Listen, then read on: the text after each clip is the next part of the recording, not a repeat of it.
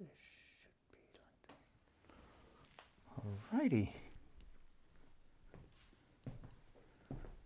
Now let's hope this works. Let's see if I think we're live. Hey everybody, I'm Father Roderick. Hope you can all hear me. My computer from which I'm streaming is very far away, so let's hope I can hear myself here on the stream on the iPad, so I can read your comments here. I'm streaming this, by the way, to YouTube, Twitch, LinkedIn, and Facebook.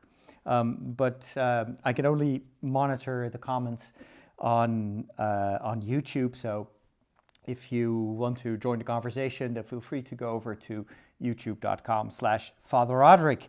And if you're there, of course, welcome. And make sure to subscribe, because we're going to do this. I hope to do this basically every week on Wednesday, so the day that these new episodes will be published by Disney. It's only that in a couple of weeks I will be traveling to London for the Star Wars celebration. That's going to be the beginning of April, so I don't know exactly how to do the live stuff from there, whether we can do a watch party or not. In any way, there will also be other content here on this YouTube channel. So I'll do commentary on each episode, and maybe even some shorts highlighting some elements or some details from each episode.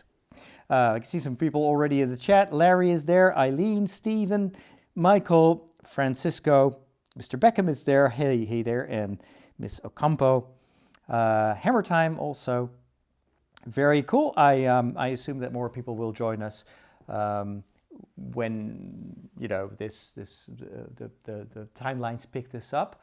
So it's going to be a bit of a challenge. As you can see, I'm wearing headphones.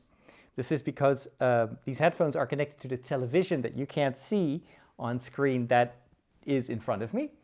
Of course, obviously, because of copyright reasons, I cannot show the first episode here on the live stream, nor can I play the audio, but I will hear it here, and you will see me react, hopefully. What I'm going to do, and this is tricky because the interface of Disney is a bit, it doesn't allow you to really like pause it like the first second of the episode. But I'm going to do a bit of a countdown. So if you're watching this later on, and you want to sync my commentary with your own viewing, you can follow the timeline or the countdown, and then just play this along on your mobile device or something like that, if that's something you enjoy. So anyway, so there may be a bit of a difference with the countdown, because as I said, I don't know exactly if I can start at the first second, so I can already tell. Like, I try to put everything in place, but it's already playing the recap. So I've now paused the image and then used the remote to scroll back to the first episode, the first second of the first episode of season 3. So I hope this works. Anyway, we're gonna give it a try. There's only one way to figure it out, and that is to go and do this. So you will see me react. I apologize, I won't be always talking to you, so I'll just be reacting to what I see. So for those of you that haven't seen the episode yet, maybe a little bit puzzling from time to time, but I also know that some of you really wanted to watch me watch the episode. I've done this with the Book of Boba Fett last year. But then I was upstairs, and it was slightly different because I would do that like very early in the morning, like the moment the episode went live. But that was very hard to keep up because, like you, I'm watching this after a day's work. And so for me, it's much more convenient to start this. What time is it now here in the Netherlands? It's about 6 o'clock. So I'll watch the episode, we'll chat a little bit. I'll give you my first impressions, and then it's dinner time. And then tomorrow I'll work on some more specific content. In case you're new, So I also do a lot of podcasts. Just look for Father Roderick on wherever you get your podcast. And for my patrons, I do another show that is very much focused on Star Wars, on anime, on like deconstructing movies and explaining the deeper layers. So if that's something that you would be interested in, just go take a look at patreon.com/Father Roderick. So that's Father Roderick on Patreon, and you will be able to see the various perks. All right. Oh, final thing for those of you that are watching me for the first time, you have no idea who I am.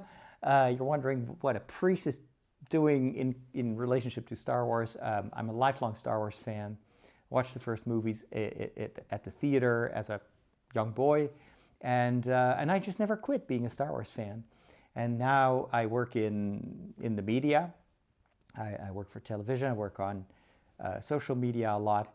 And what I love to do is to combine these two worlds, because the world of faith and the world of Star Wars and movies and television shows, it's all about the power of storytelling. And I'm always fascinated to see like how these big stories have influenced each other. And in Star Wars, this is actually quite easy to do, because George Lucas himself has said how much he wanted Star Wars to be like modern mythology, using the existing great stories of the various religions and philosophies in the world, and retell those stories in a different form, in a different shape. And I think that's one of the reasons that Star Wars works for so many of us, because we kind of subconsciously or consciously recognize these themes, and yet it's totally different. It's very visual. It's very exciting. The storytelling is top notch, and of course, The Mandalorian is everybody's favorite show. I have to say, I was looking forward to this so much. We've been waiting for too long for this season, and I think they're deliberately kind of spreading it out. Jon Favreau has said that he has already written season 4. So he already knows the entire story that follows this one. And I think it's because they had already finished working on this particular series. But then you had Andor, you had The Bad Batch. So they are taking their time to kind of publish this, not all simultaneously.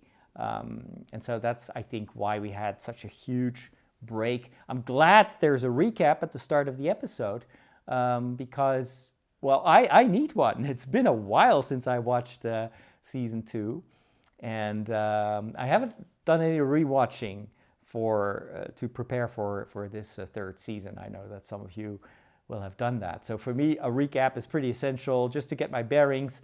And maybe the first episode will be mostly that. It's kind of like resetting or putting you back into that world. And for newer viewers, because there are always people that haven't watched the previous episode or previous seasons, they will probably also kind of give you at least kind of the bare necessities so that you can follow this new part of the story. And then the final remark is, obviously, for people that have not watched the Book of Boba Fett, they need to remind us of what happened in that story, because, well, there were a few episodes that actually featured the Mandalorian and Grogu, Baby Yoda. And so even though that's not part of this particular series, we are supposed to know what happened there. So I assume that's just going to be part of the recap. All right. I hope everyone in the chat room is going to be fine there. I'm just going to do the countdown, and then I will see you at the other end of the episode. I'm so excited. All right, time for our watch party. Let's do the countdown. I'll just count down from 5, 4, 3, 2, 1.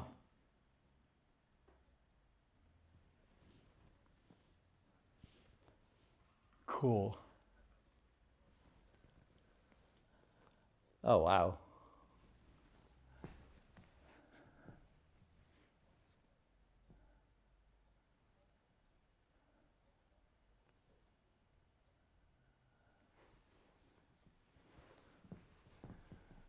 There's only one way. So they're zooming in on the removing of the helmet. And you've got like the kind of, oh, he needs to atone. And he needs to go beneath the mines of Mandalore. But the Empire destroyed it all.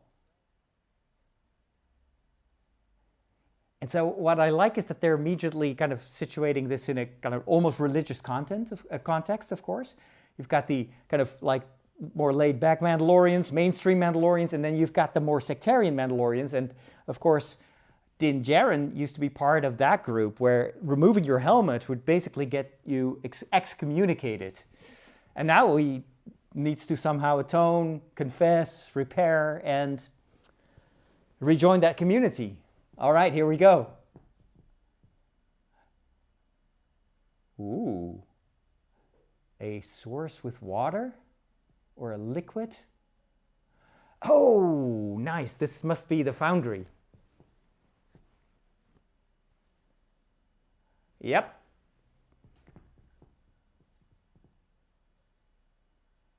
Interesting, a disc.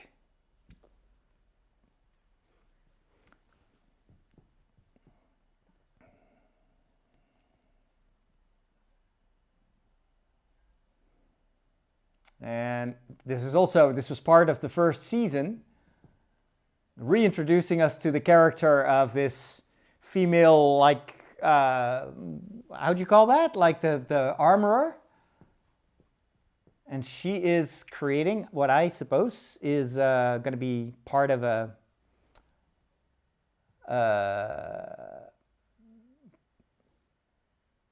it's part of a harness probably, or a helmet even. This must make cosplayers so happy. Oh, a nice helmet. Awesome. Oh, wait a minute, these drums are part of the scene. This is not just a soundtrack. This is a ceremony. Oh, wait a minute. This is the rite of passage of a young Mandalorian. And he's standing in the water, so this is a baptismal scene. He's literally standing in the water. Clear reference to the River Jordan. And this kid is going to be basically baptized by putting on the helmet. And he will never be allowed to take it off.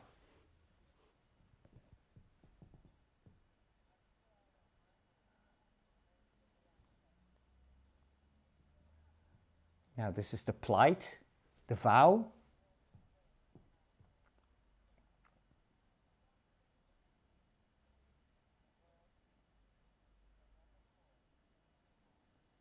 The words of the creed, so it's the profession of faith.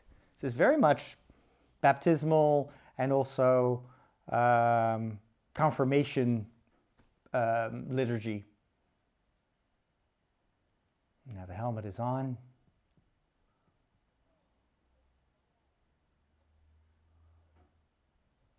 And this is the community, this is kind of the church, affirming the faith that this young boy has now embraced. And well, a cup of water. Can you get even more baptismal? This is such a cool reference. Uh-oh, something is wrong. Oh no, oh no, oh no, no, no. Holy moly! Oh no! What? Oh my gosh! Oh my goodness! Oh, whoa! Oh man!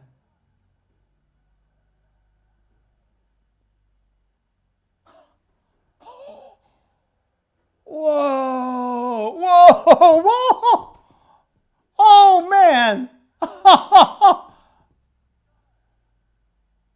Awesome! Using their jetpacks.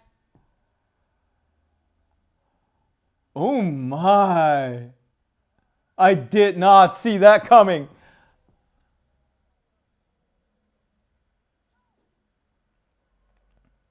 Oh, this is like the water version of a crate dragon. Oh boy.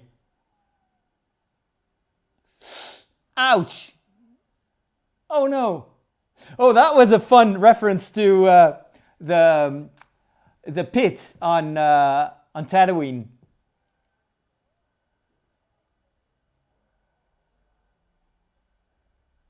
Man.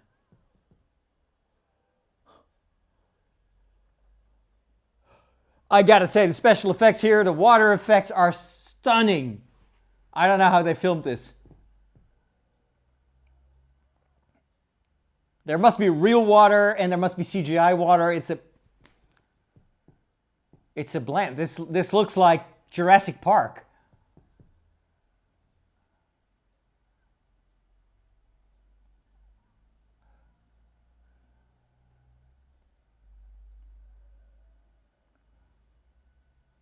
The armorer is like really kicking some, you know what.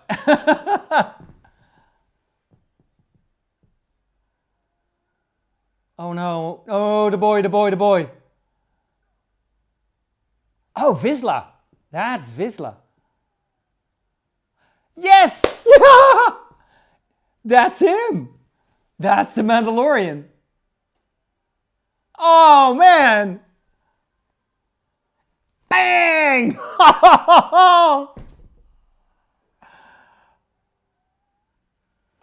Oh, wow. He's back. What an entry. The guts are all over the place. Oh, and there's Grogu. Yes. Awesome. Best introduction ever of the Mandalorian. Chapter 17, the apostate. Religious term for someone who's excommunicated. Someone who has basically left his or her faith.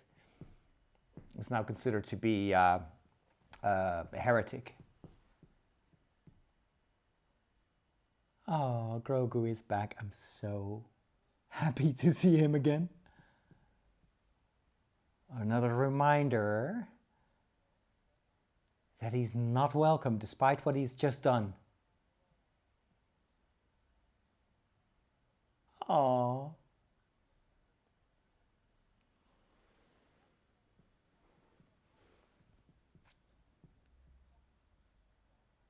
So he can't be redeemed. Even what he just did is not enough to repay his debt.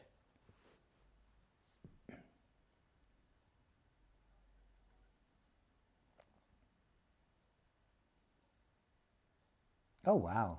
What's that? A shard, a green shard.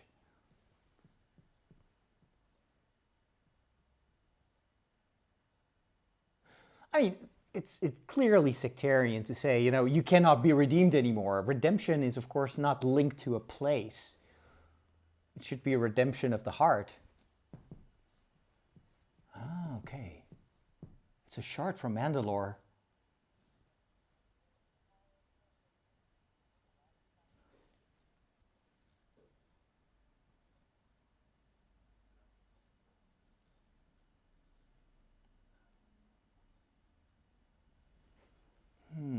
There is a glimmer of hope, like a shard of hope here. He has to bathe in the living waters beneath Mandalore. It's like the place where it all began. That's nice religious symbolism. And now he's confronting her with like this, isn't this what the faith says? Oh, Grogu is adorable. This is the way. She has to accept this. And now the Mandalorian knows what he can, that he can actually go there and see if he can be redeemed. And I will see you again. So that's his promise. I am going there. Awesome. I love that ship. Flying through hyperspace, and little Grogu is like, I love this.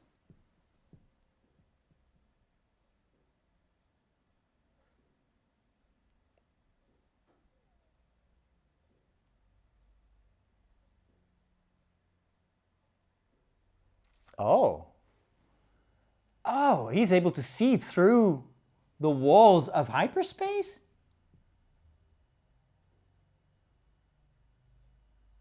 That's crazy. We've never seen something like that. Like living beings in hyperspace? Oh, it's like whales. That's just magical. He's scared. It's like a cat.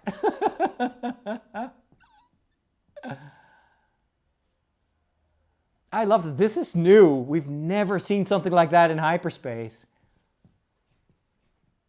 I wonder if it's only Grogu who can see these animals or creatures, or whether anyone could see them. Maybe he's seeing them through the Force.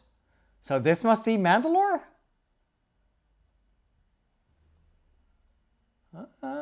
Maybe not. No, Navarro. A hyperlane port. Oh, he's going to meet, what's his name? The mayor. Really nice special effects. Love the lighting.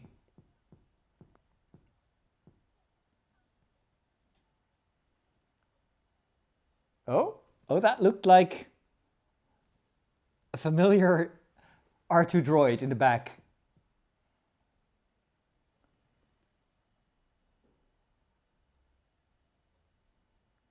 Nice. Ooh.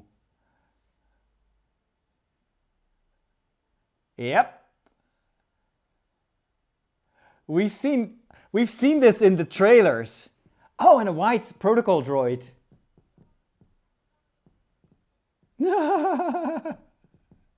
It's like an advertisement droid. Oh, music. I love it. Oh, statue for IG.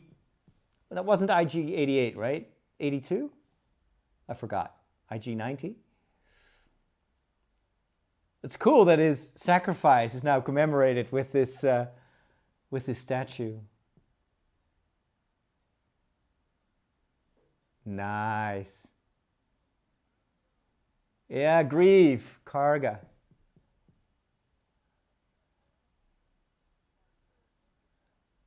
Wow, he's got an upgrade. Magistrate. He looks awesome.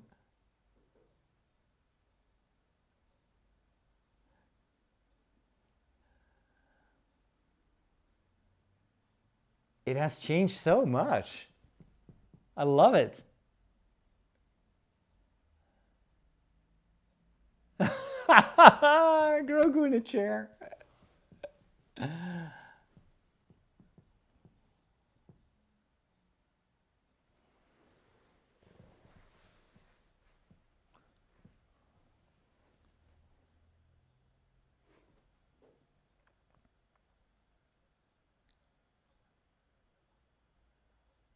He looks a bit like almost like a Roman emperor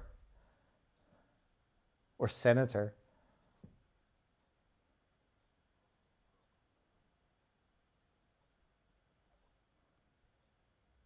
It's cool. So he says to the Mandalorian, why don't you just settle down and enjoy life? And Din Djarin says, I need to take care of Grogu.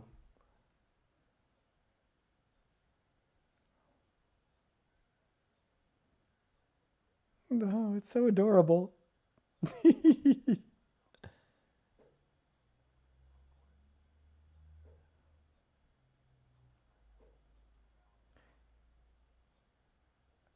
little recap of what happened in the meantime, and uh-oh.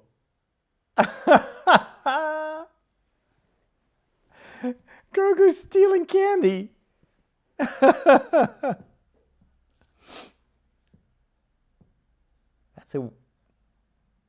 That's a weird droid. Uh-oh. Pirates.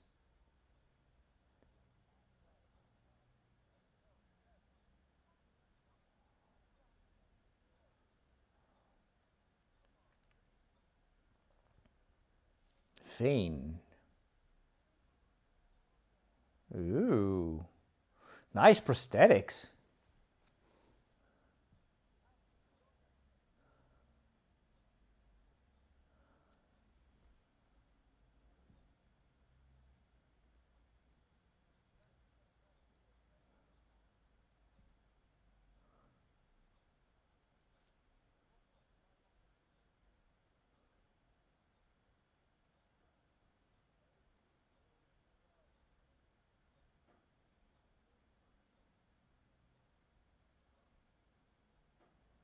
I love the little droid carrying like the mantle of the High Magistrate.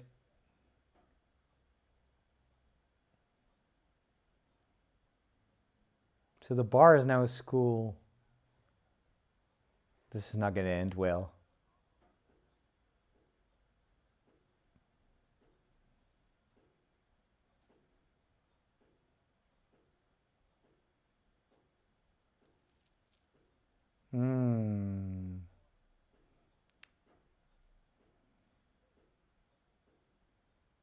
This is not going to end well.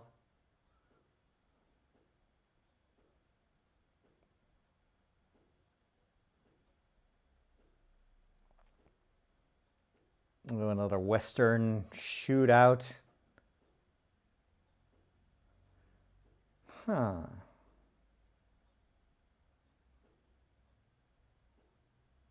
Yeah. That's another classic Western scene, like a duel. We've seen this before in Star Wars. Weird music, like more synthesizer music.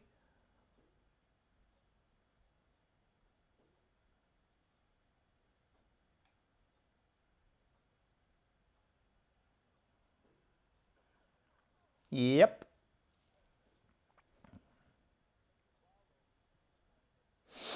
Captain Gorian Shard. So that's probably their boss, who's, I don't know, maybe we'll see him again. Oh! Yep. That's the Mandalorian for you.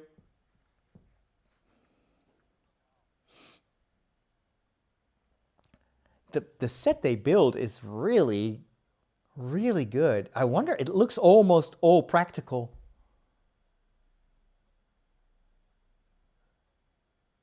It looks a bit like what they built in Disneyland. Or maybe it's a blend with like low-level buildings and then CGI completion.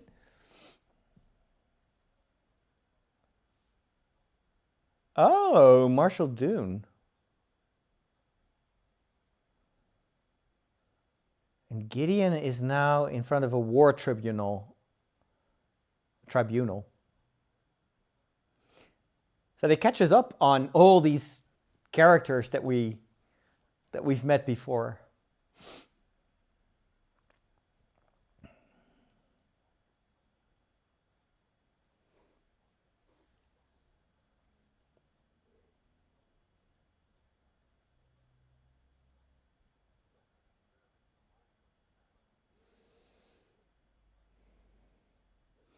Of course. The Mandalorian is way too important to be a marshal. Oh, there are two droids carrying his mantle. Oh, IG-11. It was IG-11, not IG-88. They're going to rebuild him?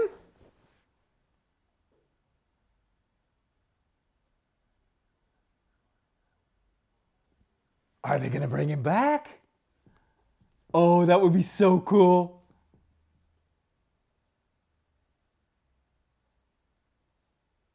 Yes, bring him back. Yes.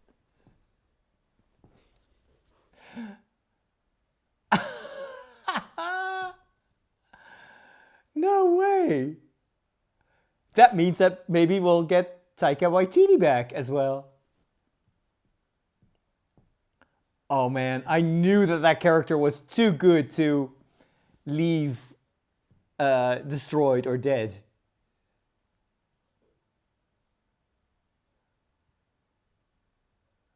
Hooked up to power. This is very much like C-3PO, also like cut in two and then being rewired by Chewbacca. Nothing happens.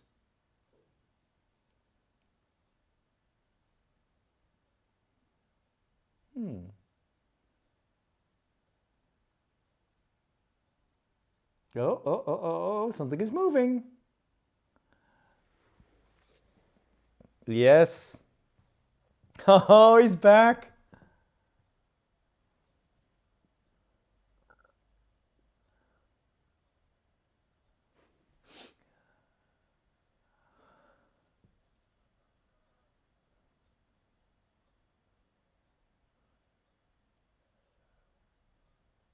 Oh no, oh no, no, no, no, no, no, no, no, no. Oh, ouch. Oh, this is like the Terminator. Oh no. This is an homage to the Terminator.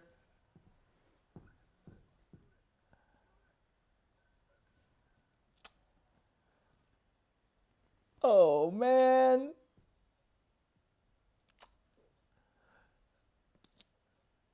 That is so sad.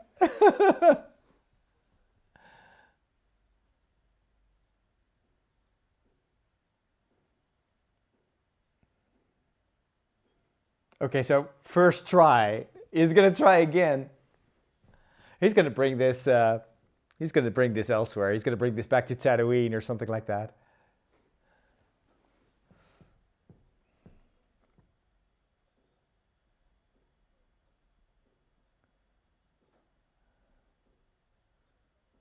The Uncellans. Oh, there they are. Oh, cool. Oh, this is so cool.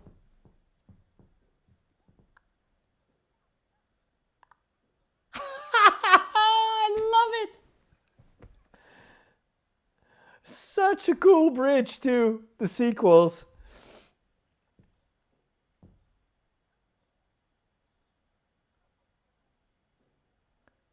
Oh no.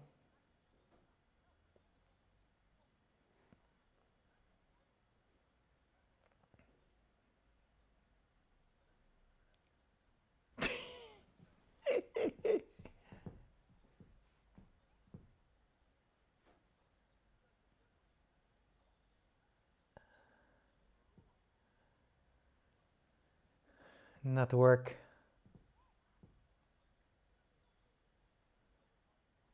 Okay, this is a challenge. This one is Poodoo. Oh, what a delightful scene.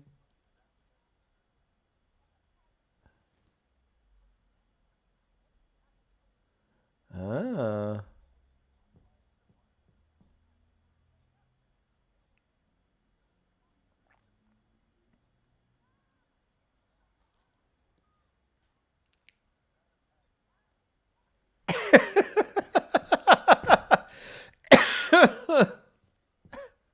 Bad baby.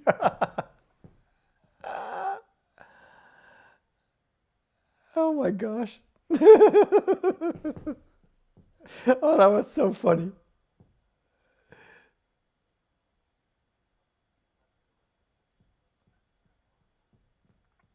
It's almost like fixing an old car. I love it. Don't underestimate the Mandalorian. Oh, and Grogu is waving.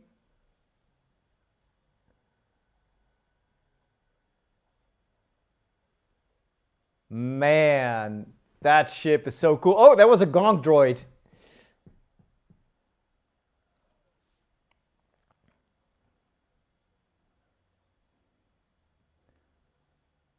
A little paternal lesson here.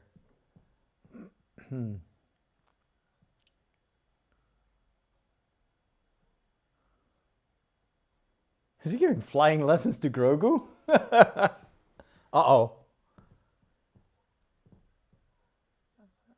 Pirates. Oh no, the pirates are back. Oh no. So this episode has everything. Now we get a space sequence. Like a space shootout.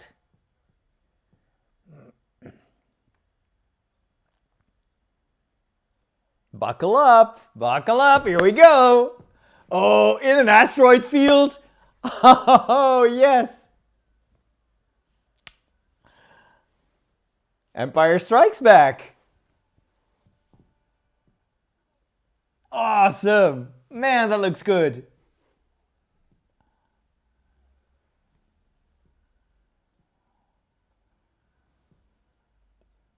Wow.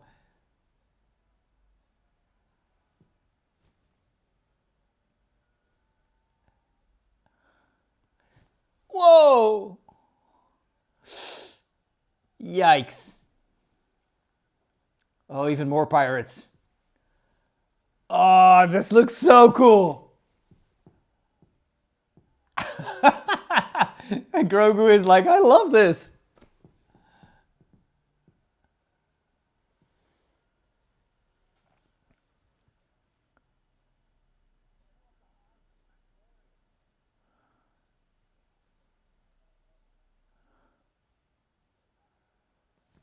Bang.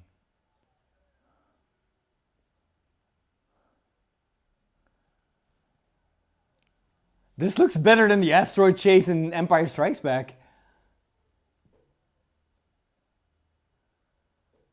Oh, wow. Eat your heart out, Tom Cruise.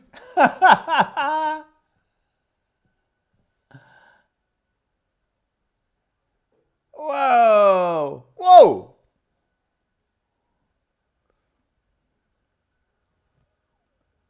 Oh, man.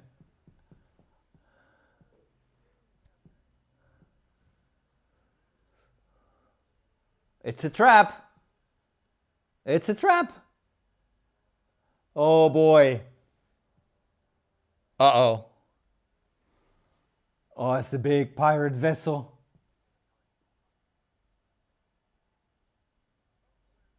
Whoa! What kind of creature is that? A swamp creature. That is so cool.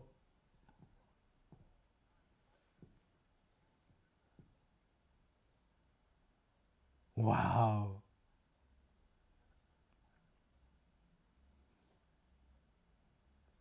And there we go. Whoa.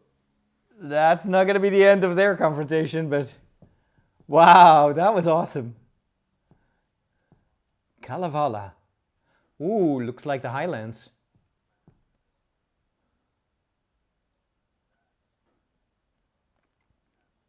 Ooh, nice.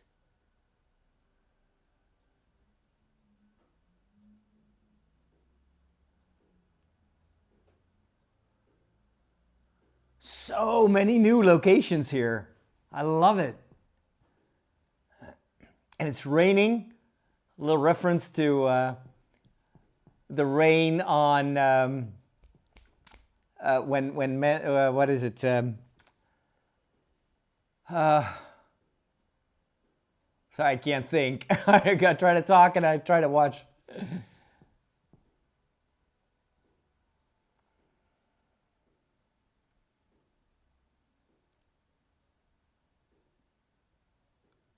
I love that it's raining, so that's so cool because you know that the ship is CGI, and yet you see the rain splattering on the ground, on the ship, on the droid. Oh, Bo-Katan! She's there? What's she doing there? I thought this was the throne room on Mandalore.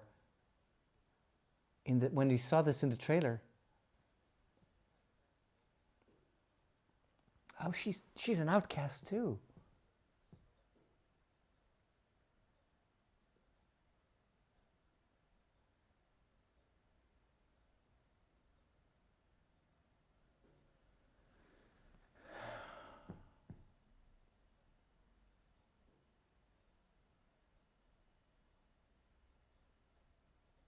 Wow. She's completely given up.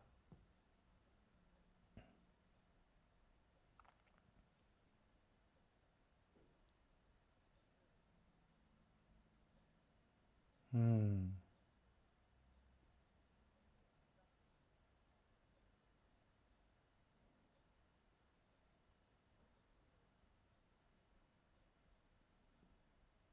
Wow, there's a lot of resentment there.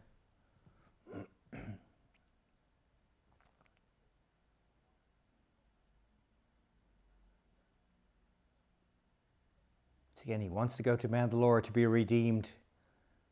And she's lost her faith. He hasn't.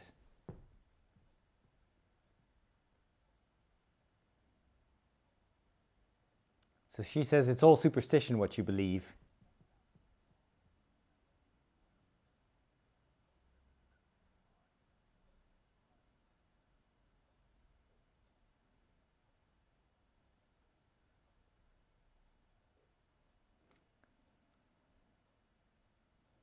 This is the quest giving moment.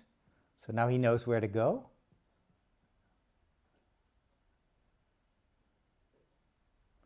Interesting. I like this. Like the metaphor here, of course, is that Bo-Katan has completely lost her faith because of everything that she lost. And her journey is similar to the journey of Din Djarin, who has also lost so much, mostly his community, his faith, his church.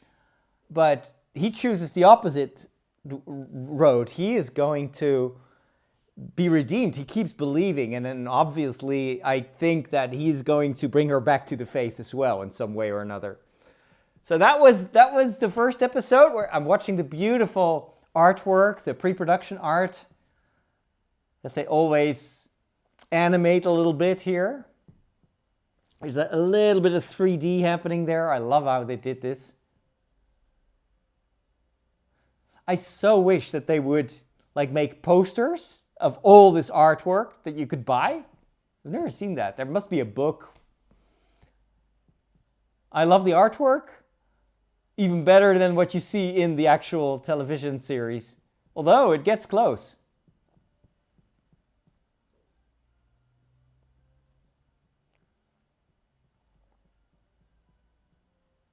I'm glad we get to hear the theme again.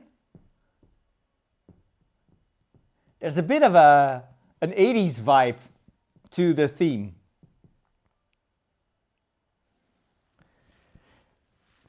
Bum, ba, bum, bum. But I'm continuing the credits here. So the composer is new here. It's no longer the one who did the first two seasons. I forgot his name. But they did keep, thankfully, the main theme and also a bit of the instrumentation. I still miss the kind of the vibe of the music of the first two seasons. This is a bit more, I would say, a bit more bland. Although maybe if I rewatch the episode, I'll think differently. There you go. That's the end. Ends with this little, almost sounds like a music box for children. Maybe that's referring to Grogu. Wow, this music just goes on and on. I think that was it. Yeah, that was it. That was the episode. Oh, wow. All right. Now I can turn this thing off. And take this off. Always gets a bit hot here on the ears. So, first reactions. Really, really good start of the third season. I love how they give us basically a mix of everything that made The Mandalorian so good in the previous two seasons. So there's a lot of fan service, but in a good way. You want to reconnect with what we all loved so much. And I think the overall balance of all these elements is really, really good. I think they did a pretty good job kind of recapping the story. There's not that much happening here, but it's like a reminder. Like, okay, so Din Djarin is kicked out of this this cultist group within the Mandalorians. He's got the Darksaber, so ultimately he should be in charge of the Mandalorians, but well, we don't get to see the Darksaber. For him, the most important thing is A, to take care of Grogu, and B, to be redeemed, because it's not only his redemption, but he feels like if he wants to be a father for Grogu, and we see a lot of father-son type of scenes in this first episode, he feels like he also needs to have that faith. He needs to be reintegrated, because that's also something he wants to pass on to Grogu. That's also part of his philosophy. You know, Grogu is now also a Mandalorian, ultimately, because he was adopted by a Mandalorian. So he feels this responsibility of passing on the faith, but in order to do that, he first of all needs to be readmitted as a member of this faith group that he belongs to. So love the religious symbolism here, also the complexity of those themes. It's not easy. You have to perform some rituals in order to be, and mostly the washing of, you know, you have to be reborn from the water, so there's very, very strong baptismal symbolism here, just like we saw in the initiation rite of this young a candidate Mandalorian in the river. I mean, that was just absolutely stunning, that scene. And it works very well here to show how much this is all about rebirth, forgiveness, washing away the sins of the past, or the sins of the father in a certain way. And it's pretty rare that you see someone who takes his faith so seriously in order to pass it on to his child. Whereas Bo-Katan is, I think, symbolizing here in this first episode those that have basically fallen away from the faith, and so disappointed in maybe also the how would you say that, the black and white thinking of these very orthodox conservative Mandalorians, that now she has basically stopped believing, and for her it's all superstition, and you know, Din Djarin, whatever, just do what you do. So clearly here, Bo-Katan is so important to the overall lore that this is the start of her redemption story as well. She's not going with him. That's something I actually thought they would do, that maybe they would venture into the mines of Mandalore together. They're not doing that, but of course she's going to be back later on, and somehow also we'll have to witness that faith is not something that she should throw away, that there is something valuable in there.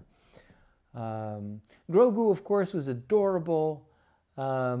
Just this child, and some of his behavior is a bit like what a kitten would do, like very playful, a bit naughty, not always very obedient. And then you've got this very fatherly, very patient Din Djarin. He's grown a lot over time. Not talking down to Grogu. He's correcting him, but very briefly, very stern. But then later on, when they're flying towards this planet where they meet Bo-Katan, he's teaching his child how to fly through hyperspace, and not at all treating him like a baby. He's actually treating him almost like an adult, which I think is very good as a parent to do that. Don't talk down to your children. Always try to lift them up, and that's what he does. I liked the kind of soap opera, well, maybe not soap opera, but the space opera elements here. The pirates, the chase scene through the asteroid field. All that feels very much like what Star Wars originally also wanted to be, and that's just like a Saturday matinee type of a serialized story. So I'm glad that they didn't go overboard in like making this super heavy-handed. This is not Andor. Andor is very much a drama. It's very much about the people and their psychological reaction to the occupation by the Empire. this is an adventure. This is a journey. This is a father-son story, and so it has to be fun, and it is. There are lots of fun moments here, and there's also quite a bit of spectacle and cool action, especially in the beginning. The introduction of the Mandalorian is absolutely fantastic. Structurally very similar to what they did in the first episode of the second season, but this time it's not sand, this time it's water, emphasizing even more that how much this washing, the water is not just a source of life, it can also be a source of death and destruction and drowning and monsters, and that's also very much inspired by the biblical notion of the waters being both like baptism in the time of John the Baptist was seen as literally you go into the water, but the water there is a symbol of death. So you die in a way by being submerged, and then you step out of the water reborn, and then the water changes, flips in a certain way, its symbolism, and becomes a source of life. So water, both source of death and everything associated with death, like the whale eating Jonah, that story is also often used in Catholic liturgy when it comes to baptism. So you're being gobbled up by this monster, but then 3 days later you are able to the monster's destroyed or lets you go or whatever. So you escape death. So that's also part of baptismal symbolism, and well, that's put into an action scene here. I think this shows that both Jon Favreau as well as Dave Filoni are very familiar with, let's say, the Catholic culture. They don't talk about it that much in their interviews. Maybe that's on purpose, but I wouldn't be surprised if the both of them grew up in an environment, at least, that was imbibed with Catholic culture, maybe in school as well, because there's so many liturgical elements in the stories that they tell, and of course I appreciate that, and I think it's going to be interesting. It's going to be a challenge for me to see if I can build a bridge between these worlds, or maybe explain a little bit to people that are not familiar with that Catholic background how these themes are used here in the context of Star Wars, and maybe how understanding where it comes from can help you also appreciate more what we see. All right, let me take a look at the chat room, see if you have any remarks or comments. We've got Larry. The music felt a bit like Disney World line waiting music. Johan makes a good point, says the episode is like a kind of showcase for what the makers can do. I do believe that they went all out for this episode. They wanted to start with a boom. I also really like that we didn't get like 3 episodes, just one, but a really good one. I hope they will do that in the future as well. I mean, with Andor, they had to do 2 episodes because it's a slow show, so you needed a little bit more to get hooked. With this, we already know that we're going to love this. So one really good episode is all it takes for us to return to the source of all this enjoyment. Larry says, I'm kind of mixed on this episode. Let's see. Nennet says, if you want to see The Mandalorian Season 3, you have to see episodes 5, 6, and 7 of the Book of Boba Fett. That's true. It's definitely something I would recommend anyone to watch because it's a fantastic little mini Mandalorian, like mini season in between Season 2 and Season 3. Fatherhood is his new vocation, says Mr. Campo. I agree. It's one of his vocations, I think. Johan says he mentioned belters. Yeah. That reminds me of something, but I don't know what. Belters. I don't know what that refers to, but it sounds so familiar. Or maybe it's from another television series? I don't know. It seems like a long time has passed since season 2. In fact, Jon Favreau has mentioned this in one of his previous interviews. It's a bit of a retcon, but he there stipulates that it's been several years that Grogu has been with Luke Skywalker. And that was not originally what we believed. We thought it was just a few months, maybe, but apparently it's been a couple of years. IG-11, that was wonderful. I love it, and I'm certain that they're going to bring him back. I kind of saw that coming, that he would revert to his original programming. But I like it because that also opens a little bit of a story loop. Now we want to see, of course, how IG-11 gets rebuilt, and it's not like instant. That would be too easy. Like, we'll just rebuild him. Now it's like, okay, we need to find the parts, and so it's more, it's a little bit more realistic, if you can talk about realism in this context. Oh, the whales, according to Lobo, are from Star Wars Rebels. That is so cool. Space whales from the Rebels series. Pergil. Thank you, Jung and Lobo. I am still in the second season of Star Wars Rebels, or the third season. I haven't finished the entire series yet, so I don't remember them. But that's cool. That's very cool. There were a lot of these references to various films, mostly both Star Wars and non-Star Wars, and some things that I think the fans really appreciate.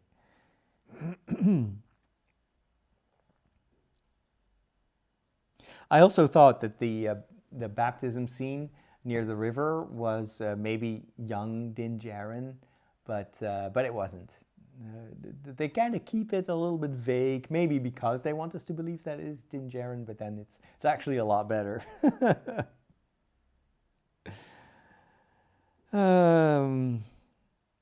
We've got Tiger Feuer from Germany also watching, and Francisco. And the Apostat is a very appropriate title, I think, because that's clearly, it's the Mandalorian is the Apostat, but he has not lost his faith, even though he's kicked out. That's interesting. You would think actually that Din Djarin has more reasons to abandon his faith than Bo-Katan, but no, he wants to be redeemed, and she's given up. Alrighty. We've got Miss Beckham watching from Dallas. So many cool people here in the chat room. I really appreciate it. Also, thanks to those of you that are watching on the other channels on LinkedIn and Facebook and Twitch. We'll do this again next week, same time, same place. Actually, this works really well for me. I'll make some adjustments with the light because I can see that the image is pretty orange now. This is very orange light, so what you see is actually what this room looks like, but it doesn't look too good on camera. So we'll fix that. I hope the audio was good, and I hope it wasn't too weird not hearing what I was hearing in my headphones. And if you've been watching this simultaneously, like in sync, I'd love to hear if you could like leave a little note in like a comment, so I know if that works or not, or if I have to do a different type of countdown, or whether it went out of sync at one point.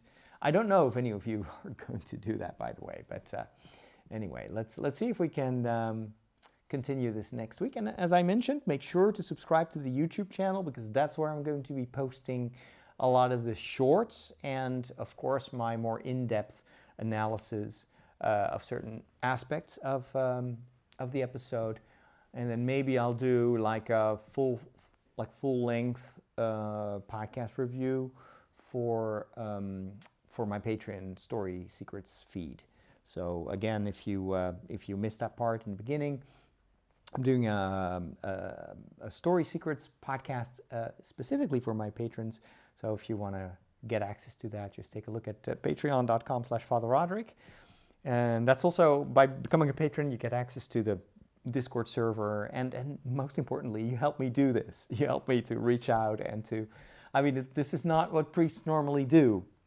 And so I'm not paid to do this by the Pope or by my bishop. In fact, I somehow have to find the funding myself to keep doing this. But I love doing this, and I'm already very grateful for the patrons that I have. But I can always use a little bit more of your support because, well, I can't yet pay all the bills. Anyway, so if you can and you want to, feel free to join the Patreon community. I'd love to have you as a member.